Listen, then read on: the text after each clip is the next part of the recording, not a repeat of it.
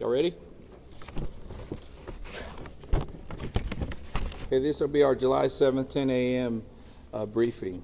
Search and rescue operations are ongoing throughout Kerr County. We're using assets from local, state, and national first responders.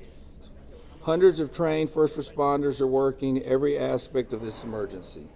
As of 8:30 this morning, we recovered 75 deceased bodies here in Kerr County, including 48 adults and 27 children.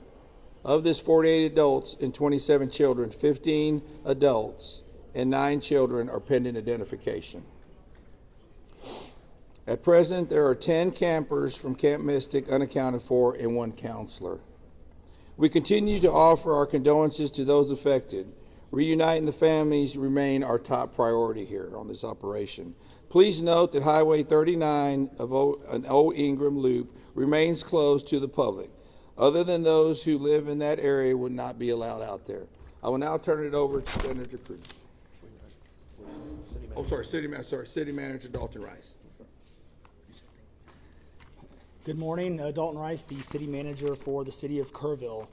As everybody knows, we are working in conjunction with the city under a unified command response and again, a lot of devastation. Our hearts go out to the families and the victims. We want to continue to work together as a community. We love the media support on this to be able to communicate that message, communicate family, communicate togetherness, and we really appreciate all the support and helping us be able to do that.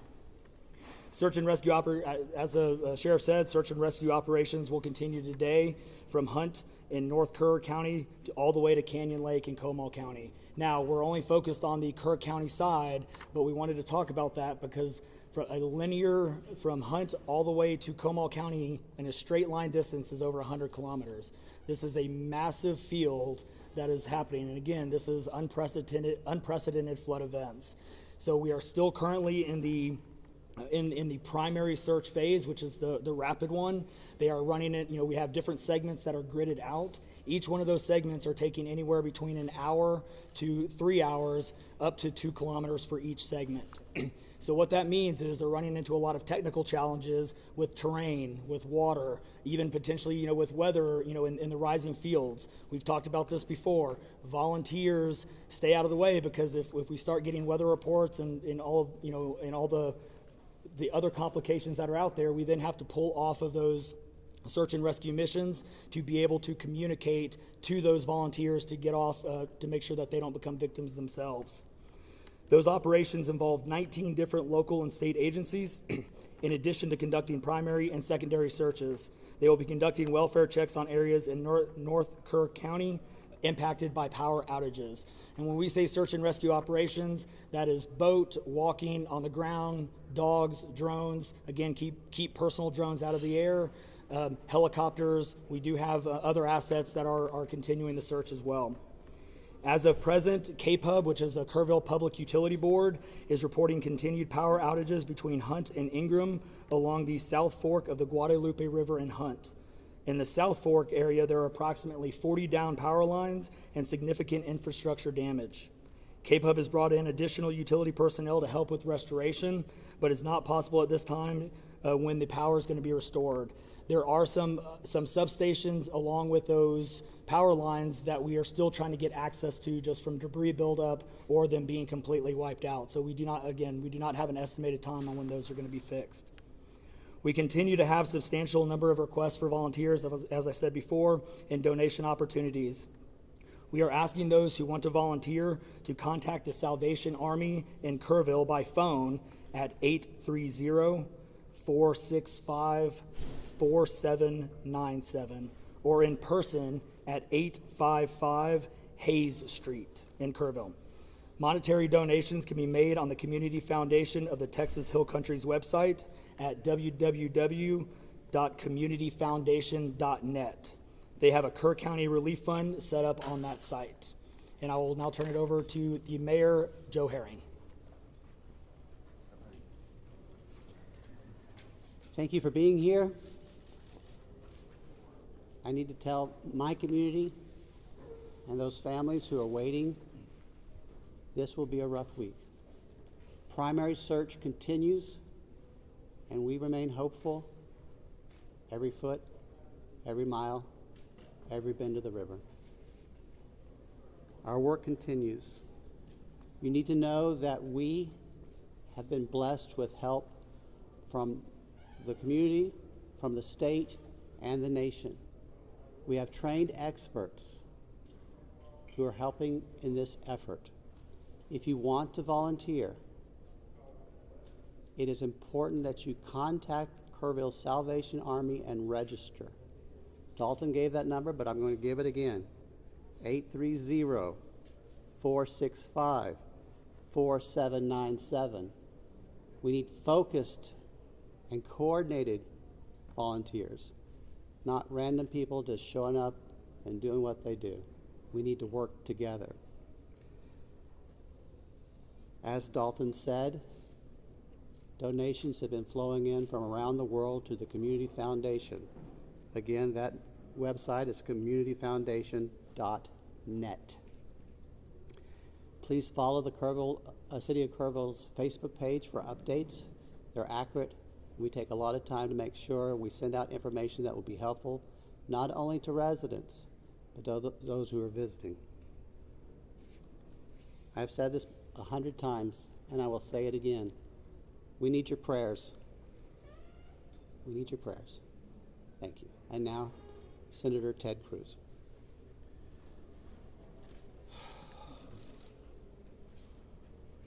Texas is grieving right now. The pain, the shock of what has transpired these last few days has broken the heart of our state.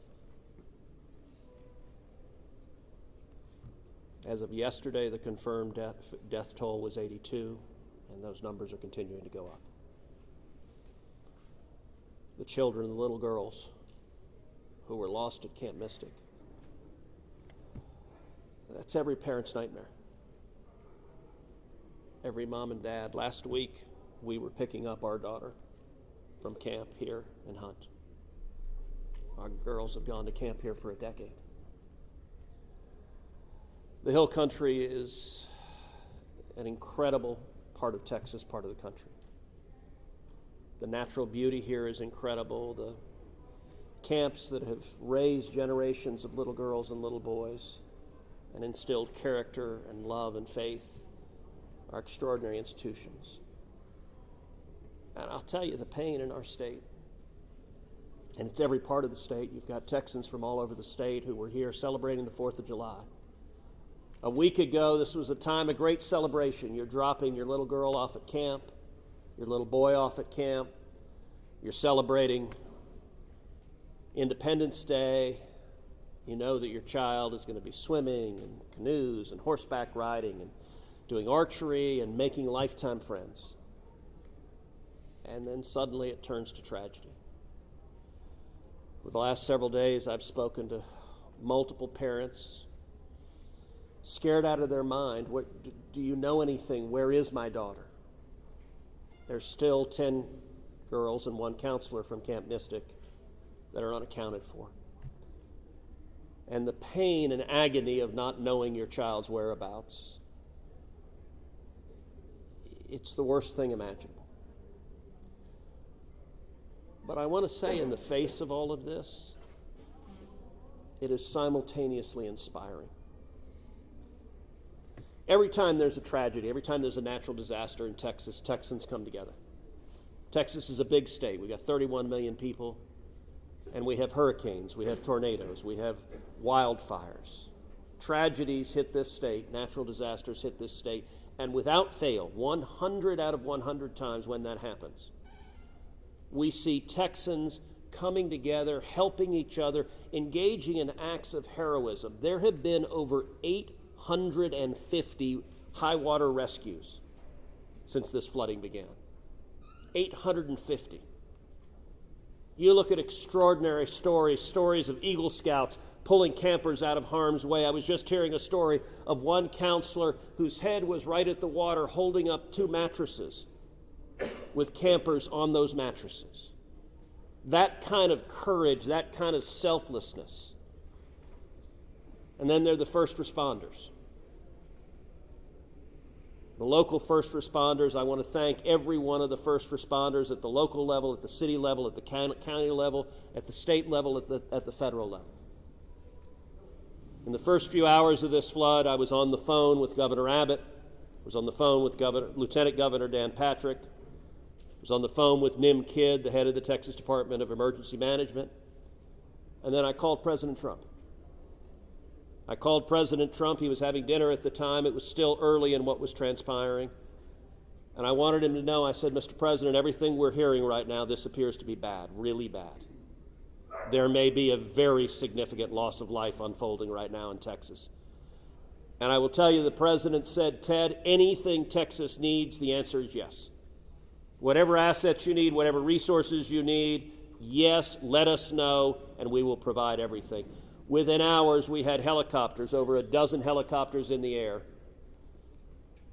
National Guard, DPS, game wardens, Coast Guard, doing search and rescue, reaching down. We've all seen the videos of little girls being pulled up, hoisted out of harm's way. Incredible courage and heroism. Search and rescue is the first stage. But the process of coming together and rebuilding is going to take longer. And I will say to all the grieving families, to all of those who've gotten the worst news imaginable, that your little girl, she's gone. I will say for many of us, those are friends and neighbors who've lost children. Got multiple kids who go to school with my girls.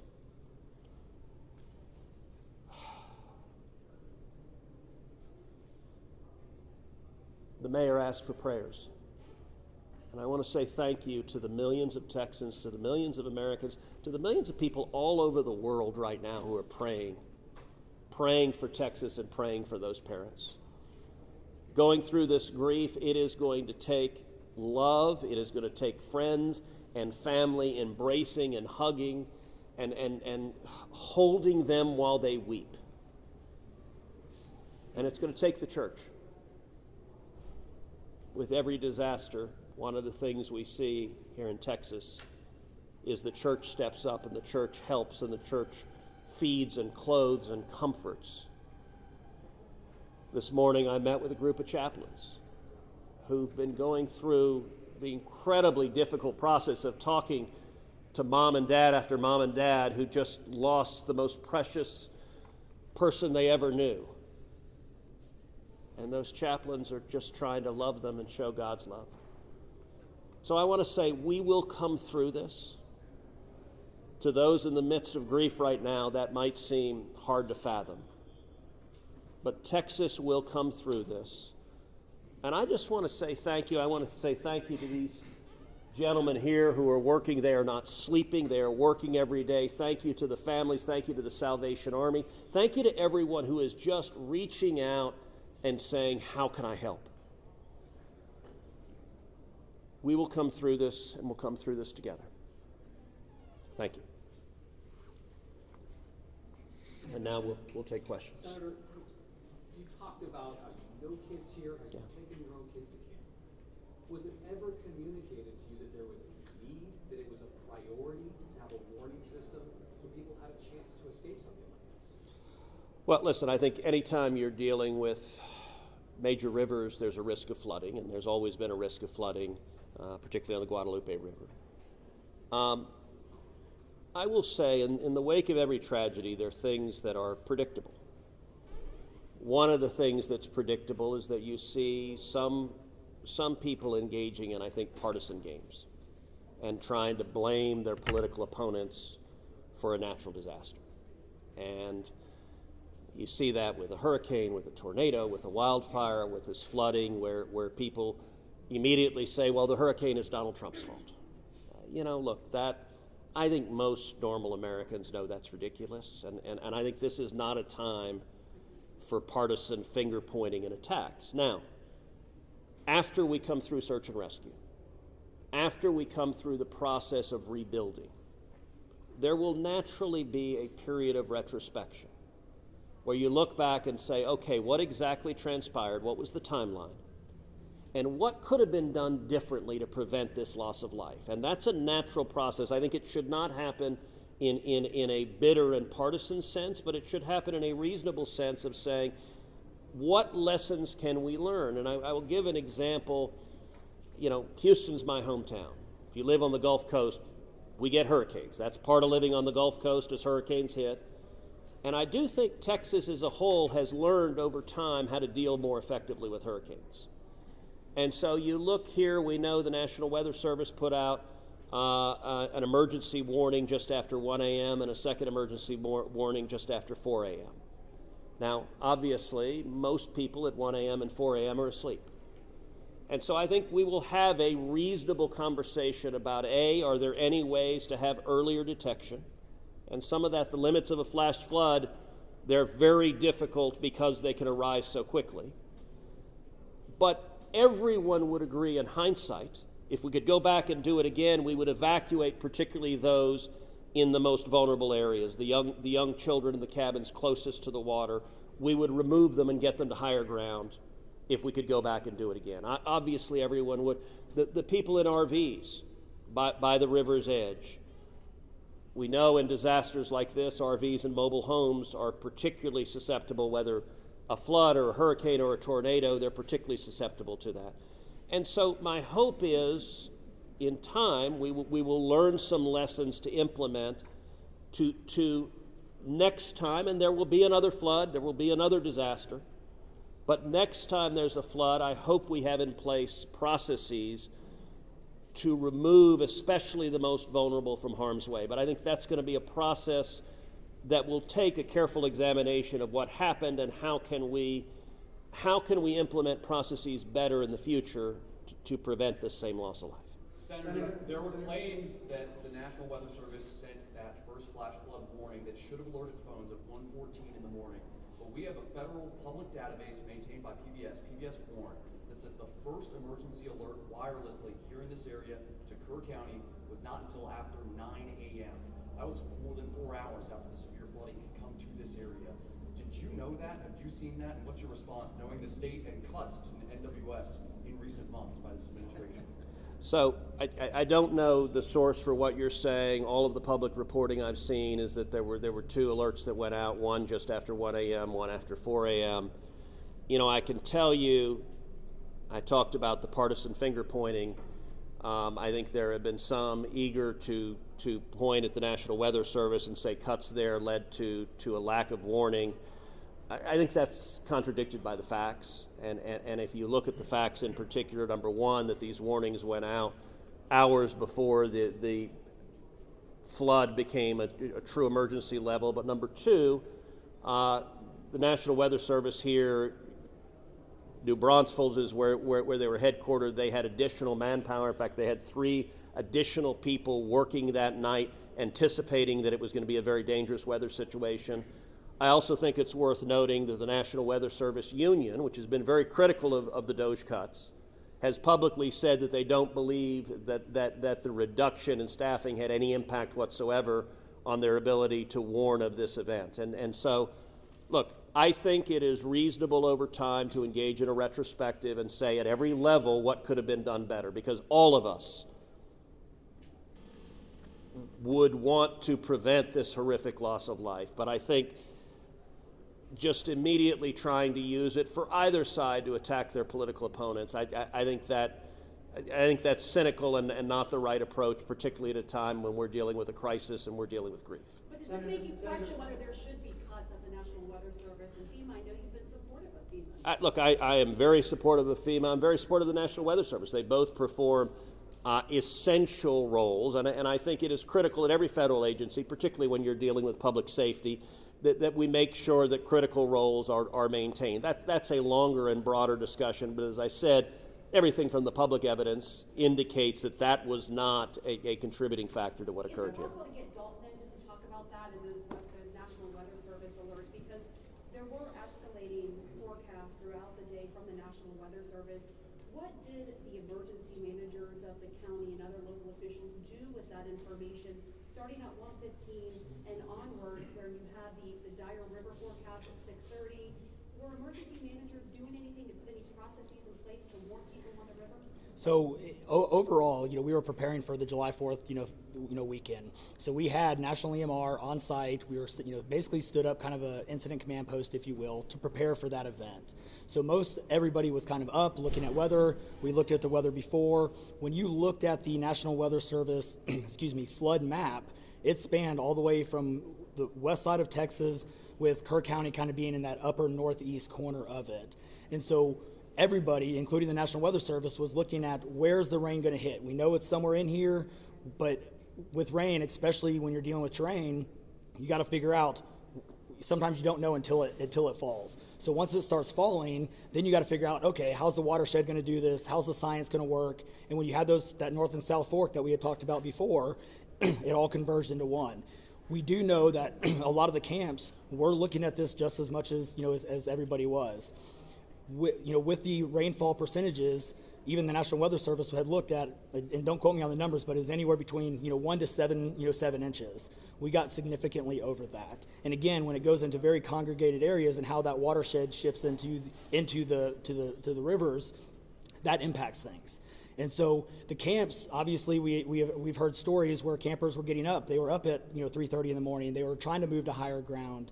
And the other interesting part of the terrain, and we've talked to UGRA folks as well. This is the headwaters of the Guadalupe. This is the beginning. This is where everything forms when it comes into the North and South Fork.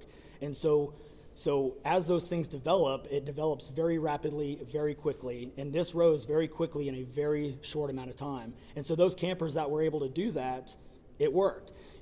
There's been the other question, and I'll just give this one out. Evacuations. Well, why don't we evacuate? Well, evacuation is a delicate balance, because if you evacuate too late, you then risk putting buses, or cars or vehicles or campers on roads into low water areas trying to get them out, which then can make it even more challenging, because these flash floods happen very quickly. That's what. And so we saw that in 1987, but was there any discussion to evacuate earlier when it wasn't too late? Was there any discussion about that among the officials? Sorry, repeat your question. Was there any discussion to evacuate or activate any emergency plans before it was too late, where it would be very dangerous like that? Well, so again, just like disasters in Texas everywhere, it's very tough to make those calls, because what we also don't want to do is cry wolf. We don't want to make sure that we activate it at the right time. It is very difficult, very challenging, especially with this. We're looking at 100 kilometers, right? That's a big straight line distance. That's not even along the river. These areas take a lot of time to get out to. So even when first responders were on the ground at 3:30 in the morning, and we had reports, we had first responders that were getting swept away, actually responding to the first areas of rainfall. That's how quick it happened. First responders who have experience, who are Swiftwater qualified, were driving as soon as the rain started falling, were driving to these areas, and one of them got swept off the road. So what had been done? One last question, everybody, one last question. Between 1 and 4 a.m. from local law enforcement to the camp, saying, I know you can't get buses in an hour, but was there anyone telling the camp between 1 and 4 a.m., you need to get the girls to higher ground at the very least, even if they have to walk up there in the rain, as many of them actually ended up doing? Was there any communication from local law enforcement to anyone at that camp between 1 and 4 a.m.? That I don't know off the top of my head. What I do know, though, is there's 55,000 people in Kirk County. Kirk County is a massive, massive area. From here to those camps is 45 minutes on a good day. And so, obviously one of the big challenges that we have, even when you have cell service, a lot of those areas don't even have cell service. Radio communications towers, radio towers within the hill country, it becomes very challenging.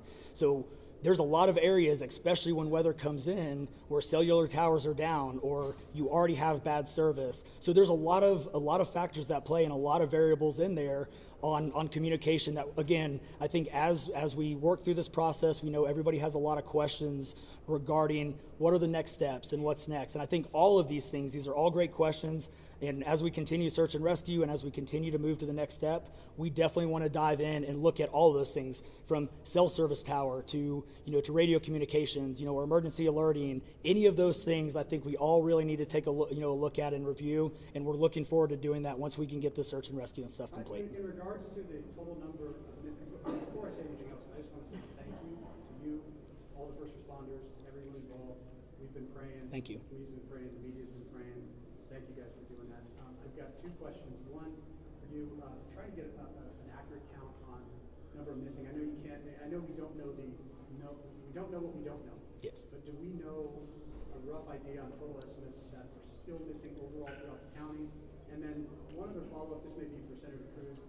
A lot of speculations being made about this being somehow man involved with the weather modification, with some of the rain maker technology, working with farmland. Do you think any of that, is there going to be any investigations into that, or can you communicate anything on that? Let me answer your first question. I'm definitely turning that second one over to him. So on the first question, with missing persons, so obviously we have the knowns, the Camp Mystic kids, which is the numbers coming down as the sheriff has stated, and then we have the unknowns. We don't know what we don't know. We actually have a 5 hotline line. It fluctuates between 3 and 5, but we're working on it. We get calls 24 hours, 7 days a week. We haven't hit the weeks yet, but we're still taking in calls. We are collecting all that information. So we don't have a solid number that we're willing to talk about right now. We do know that it is a lot, because we also are getting a lot of fake calls. You're looking. This is a worldwide discussion, and we're dealing with scammers. Victims' families are being reached out to, saying that they have their kids, pay me money. It's heartbreaking. It's absolutely heartbreaking. We're dealing with with mental health issues, where people are calling saying they have visions. All of these things we're dealing with on a day-to-day basis, and we're having to vet this information, and it becomes very taxing on our people. Again, this is an extremely heartbreaking. This is, if not the worst, one of the worst disasters in this region in a very, very long time, even beyond 1987. And but we're best estimate, give it like dozens or hundreds, or just to give people an idea. A lot. So,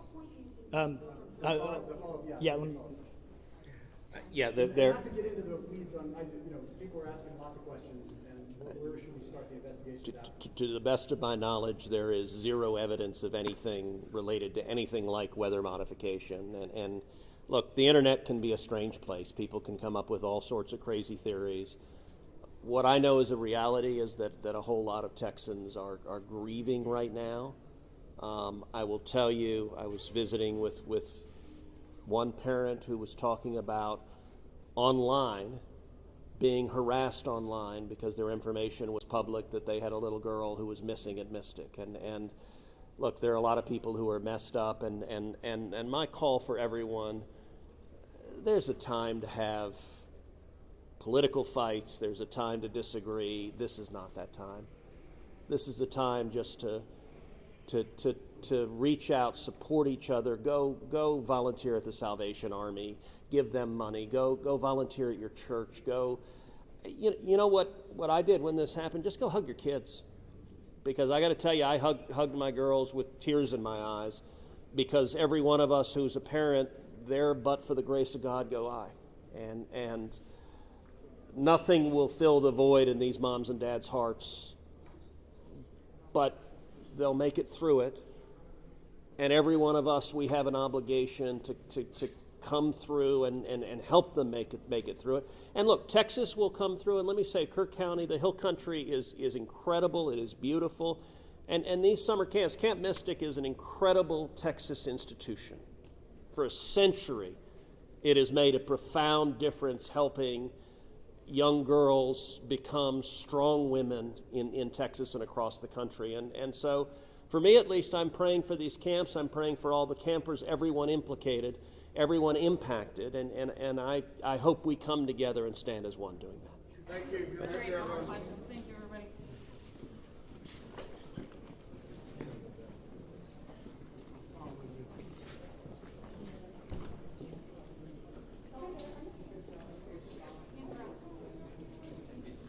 Hey, good morning, folks. If you were not here earlier, I put out some housekeeping notes. I want to repeat that.